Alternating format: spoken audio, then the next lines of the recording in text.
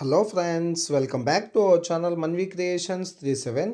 AP కానిస్టేబుల్కి సంబంధించిన preliminary exam ఎవరైతే క్వాలిఫై అయిన అభ్యర్థులు ఉంటారో వాళ్ళు స్టేజ్ 2 సంబంధించిన ఆన్లైన్ అప్లికేషన్ అనేది నిన్న అంటే 13/2/2023తో స్టార్ట్ అయ్యింది.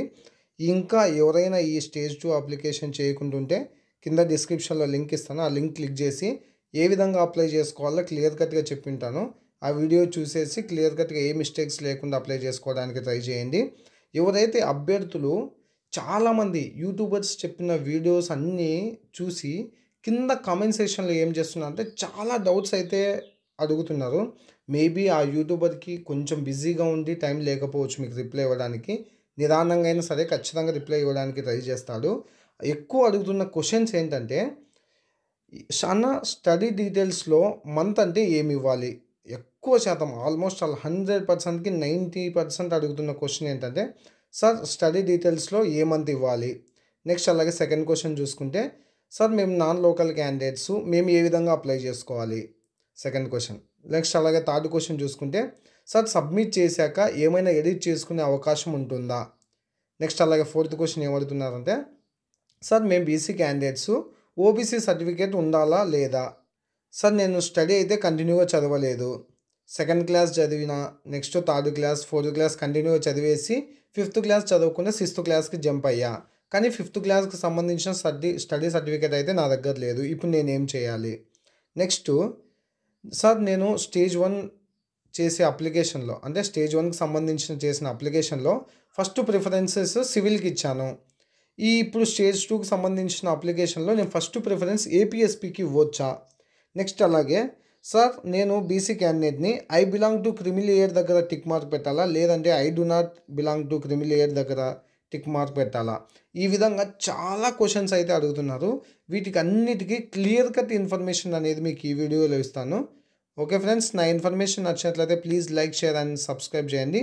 ఇప్పుడు లైవ్ ప్రూఫ్తో మీకు చూపిస్తాను చూడండి. ఫస్ట్ క్వశ్చన్ చూసుకుంటే స్టడీ డీటెయిల్స్లో మంత్ అంటే ఏమి ఇవ్వాలని క్వశ్చన్ అడుగుతున్నారు కదా.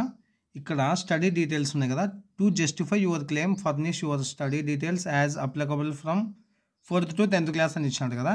ఇక్కడ మంత్ అంటే ఏమి ఇవ్వాలంటే మీ ఎడ్యుకేషన్ అనేది 4th క్లాస్ అనేది ఏ మంత్లో కంప్లీట్ అయ్యింది. ఆల్మోస్ట్ ఆల్ అందరిది ఏపీ వాళ్ళదైతే ఏప్రిల్లోనే కంప్లీట్ అవుతుంది కాబట్టి ఏప్రిల్ ఇచ్చేయండి.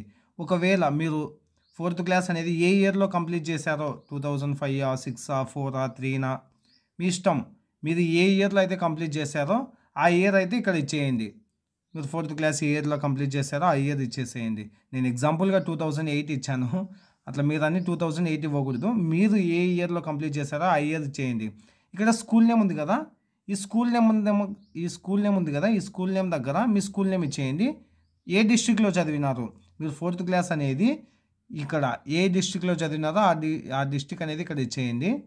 నెక్స్ట్ అలాగే ఈ డౌట్ అయితే క్లియర్ అయిపోయింది కదా. ఇప్పుడు సార్ మేమైతే నాన్ లోకల్ క్యాండిడేట్స్ మేము ఏ విధంగా అప్లై చేయాలంటున్నారు కదా చాలామంది అయితే. ఇక్కడ చూడండి, are you a local or non local candidates అని అడిగినాడు. ఇక్కడ లోకల్ అయితే లోకల్ ఇచ్చేయండి. మీరు నాన్ లోకల్ కాబట్టి ఇక్కడ నాన్ లోకల్ దగ్గర క్లిక్ చేయండి.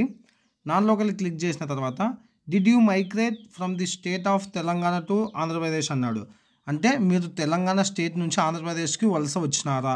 ఒకవేళ మీరు వలస వచ్చినట్లయితే ఎస్ అని ఇవ్వండి. లేదు నేను తెలంగాణలోనే ఉన్నా అనుకుంటే నో పెట్టేసేయండి. నో పెట్టేసిన తర్వాత కింద to justify local status select regular studies or residence details అని ఉంది కదా.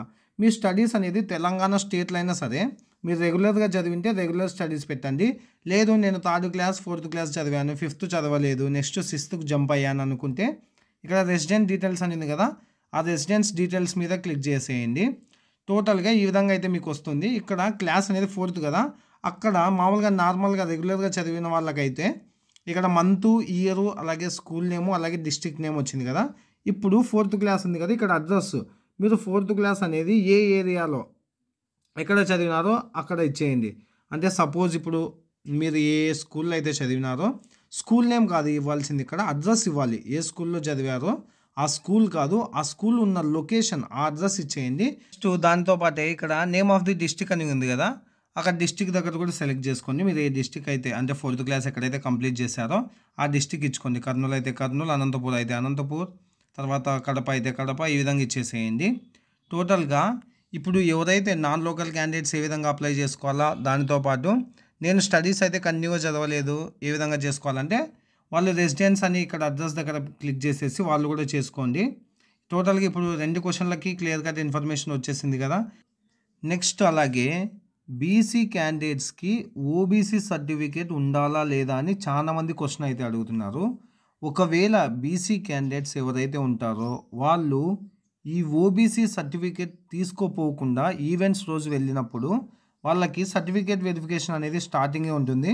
ఆ సర్టిఫికేట్ వెరిఫికేషన్లో ఎవరైతే బీసీ క్యాండిడేట్స్ ఉంటారో వాళ్ళు ఓబీసీ సర్టిఫికేట్ చూపించకుంటే తీసుకెళ్లకుండా వెళ్తే వాళ్ళు అన్రిజర్వ్ కేటగిరీ అంటే ఓపెన్ కేటగిరీ కింద మెయిన్స్ ఎగ్జామ్ అనేది క్వాలిఫై అవ్వాల్సి ఉంటుంది ఫ్రెండ్స్. గుర్తుపెట్టుకోండి, ఎవరైతే బీసీ క్యాండిడేట్స్ ఉంటారో వాళ్ళు ఓబీసీ సర్టిఫికేట్ తీసుకెళ్ళకుంటే వాళ్ళని ఓపెన్ కేటగిరీ కింద అయితే ట్రీట్ చేయడం జరుగుతుంది. వాళ్ళు మెయిన్స్ ఎగ్జాము దానితో పాటు జాబ్ తెచ్చుకోవాలన్నా కూడా వాళ్ళు ఓపెన్ కేటగిరీలో అయితే తెచ్చుకోవాల్సి ఉంటుంది. బీసీ రిజర్వేషన్ అయితే వాళ్ళకి ఏమీ ఉండదు ఫ్రెండ్స్. ఇది జాగ్రత్తగా గుర్తుపెట్టుకోవాలి. ఇక్కడ పైన ఎవరైతే క్యాండిడేట్స్ వాళ్ళ యొక్క పేరెంట్స్ యొక్క యాన్యువల్ ఇన్కమ్ అనేది మోర్ దెన్ 8 lakhs ఉందనుకోండి వాళ్ళకి ఏ స్పెషల్ కేటగిరీ అంటే బీసీ రిజర్వేషన్ అయితే ఉండదు ఫ్రెండ్స్. అంటే ఎవరైతే యాన్యువల్ ఇన్కమ్ వాళ్ళ పేరెంట్స్ యొక్క యాన్యువల్ ఇన్కమ్ 8 lakhs అబోవ్ ఉంటే వాళ్ళు I do not belong to creamy layer certificate మీద క్లిక్ చేస్తారు కదా. ఇక్కడ క్లిక్ చేసిన వాళ్ళకి బీసీ రిజర్వేషన్ అయితే ఉండదు. ఇది జాగ్రత్తగా గుర్తుపెట్టుకోండి ఫ్రెండ్స్. నెక్స్ట్ అలాగే ఎక్కువ అడుగుతున్న క్వశ్చన్ ఏంటంటే, సార్ మేము స్టేజ్ 1కి సంబంధించిన అప్లికేషన్లో అంటే ఫస్ట్ ఆల్రెడీ మనం స్టేజ్ 1కి సంబంధించిన అప్లికేషన్లో ఫస్ట్ ప్రిఫరెన్సెస్ చూసుకుంటే మేము సివిల్కి ఇచ్చాము, అలాగే సెకండ్ అనేది ఏపీఎస్పికి ఇచ్చాము. ఇప్పుడు స్టేజ్ 2కు సంబంధించిన అప్లికేషన్లో ఇప్పుడు ప్రజెంట్ ఉన్న అప్లికేషన్లో మేము ఫస్ట్ ప్రిఫరెన్స్ అనేది ఏపీఎస్పికి ఇచ్చేసి అలాగే సెకండ్ ప్రిఫరెన్స్ అనేది సివిల్కి ఇవ్వచ్చా అని క్వశ్చన్ అడుగుతున్నారు చాలామంది అభ్యర్థులు. అయితే ఈ విధంగా అయితే ఇచ్చుకోవచ్చు ఫ్రెండ్స్. ఇక్కడ చూడండి, నాకు తెలిసిన అభ్యర్థి అయితే ఫస్ట్ ప్రిఫరెన్స్ అనేది ఏపీఎస్పి ఇచ్చాడు, నెక్స్ట్ సెకండ్ ప్రిఫరెన్స్ అనేది సివిల్ ఇచ్చాడు. అంటే ఈ స్టేజ్ 2కు సంబంధించిన అప్లికేషన్లో వాళ్ళైతే స్టేజ్ 1కి సంబంధించిన అప్లికేషన్లో అయితే వాళ్ళు ఫస్ట్ ప్రిఫరెన్స్ అయితే సివిల్కి ఇచ్చారు, సెకండ్ ప్రిఫరెన్స్ అయితే ఏపీఎస్పికి ఇచ్చారు. ఈ విధంగానే ఇచ్చారు కదా. ఇక్కడ చూడండి, కింద సేవ్ బటన్ నొక్కితే ఆటోమేటిక్గా ఇది సేవ్ తీసుకుంటుంది అనమాట. ఈ విధంగా సేవ్ అయిపోయింది. ఇలా చాలామంది డౌట్ పడుతుంటారు కదా, అంటే స్టేజ్ 1లో నేను ఫస్ట్ ప్రిఫరెన్స్ అనేది సివిల్కి ఇచ్చాను, సెకండ్ ప్రిఫరెన్స్ ఏపీఎస్పికి, ఇట్లా ఇంటర్చేంజ్ చేసుకోవచ్చా అని అనుకుంటుంటారు కదా. ఎవరైతే అభ్యర్థులు ఇంటర్చేంజ్ చేసుకోవాలనుకుంటున్నారో వాళ్ళు చేసుకోవచ్చండి, దీనికి సంబంధించి చేసుకోవచ్చు. ఈ క్వశ్చన్ కూడా ఇప్పుడు క్లారిఫై అయిపోయింది కదా, మీకు లైవ్ ప్రూఫ్లో చూపించాను ఇప్పుడే. ఇంకా ఎక్కువ డౌట్ అంటే అభ్యర్థులు ఉన్న ఇంకొక డౌట్ ఏంటంటే, సార్ ఈ అప్లికేషన్ అంతా కంప్లీట్ చేసిన తర్వాత ఇక్కడ సబ్మిట్ అప్లికేషన్ కనిపిస్తుంది కదా, ఈ సబ్మిట్ అప్లికేషన్ క్లిక్ చేసిన తర్వాత ఏమైనా ఎడిట్ చేసుకునే అవకాశం ఉంటుందా అని క్వశ్చన్ అడుగుతున్నారు. ఇప్పుడు మీకు లైవ్ ప్రూఫ్లో చూపిస్తాను చూడండి. ఇక్కడ సబ్మిట్ అప్లికేషన్ ఉంది కదా, ఆ సబ్మిట్ అప్లికేషన్ దగ్గర క్లిక్ చేశాను. క్లిక్ చేసిన వెంటనే ఇక్కడ చూసుకోండి, no edit will be allowed after submission under any circumstances అని ఇక్కడ క్వశ్చన్ ఇచ్చినాడు. ఇక్కడ మనకి ప్రూఫ్ ఇచ్చేనాడు.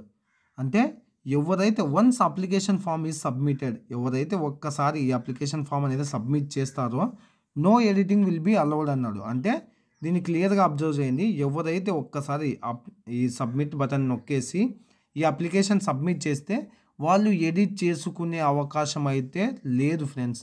కాబట్టి జాగ్రత్తగా మనం ఇచ్చిన డీటెయిల్స్ 1కి 2 సార్లు చూసుకొని ఈ అప్లికేషన్ అనేది సబ్మిట్ చేసుకోండి. ఓకే ఫ్రెండ్స్, మీ డౌట్స్ అన్నీ క్లారిఫై అయ్యాను అనుకుంటున్నా. ఇంకా ఏమైనా డౌట్స్ ఉంటే కింద కామెంట్ సెక్షన్లో కామెంట్ చేయండి, మీకు క్లియర్గా ఎక్స్ప్లెయిన్ చేసి మరి మీకు లైవ్ టూర్లో చూపిస్తాను. నా ఇన్ఫర్మేషన్ నచ్చినట్లయితే please like, share and subscribe చేయండి. మరిన్ని వీడియోస్ కోసం నా ఛానల్ని సబ్స్క్రైబ్ చేసి మీ ఫ్రెండ్స్కి షేర్ చేసేయండి ఫ్రెండ్స్.